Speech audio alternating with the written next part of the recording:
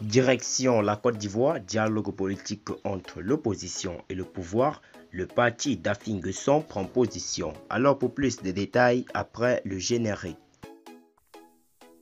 Avant de commencer, n'oubliez pas de vous abonner et d'activer la cloche de notification, car cela va vous permettre de ne plus manquer les prochaines vidéos.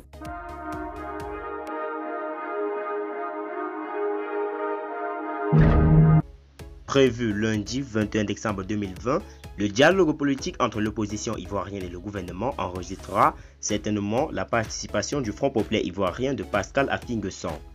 Le Front populaire ivoirien a été saisi. Il n'y a pas de raison qu'on ne participe pas, puisque notre volonté, c'est le dialogue.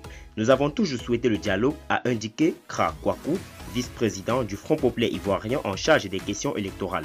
Il confirme avoir reçu des autorités ivoiriennes une convocation en vue de prendre part à la rencontre du lundi 21 décembre 2020.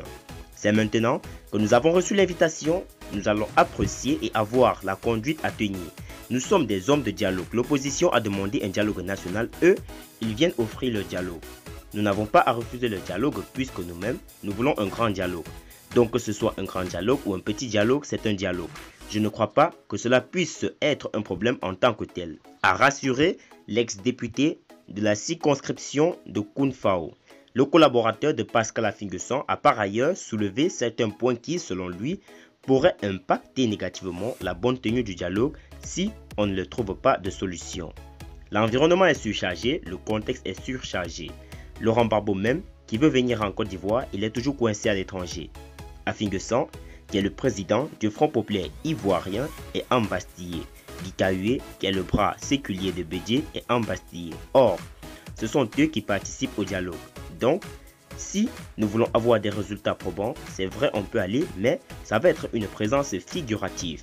Si les concernés au premier plan peuvent être là, c'était une bonne chose.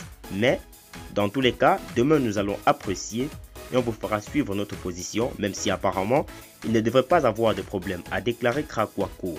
Ce dialogue politique, faut-il le rappeler, s'inscrit dans le cadre des préparatifs des prochaines élections législatives prévues courant mars 2021. Il s'agira pour le pouvoir et opposition de tenter de trouver un consensus sur l'épineuse question de la révision de la commission électorale indépendante du découpage électoral.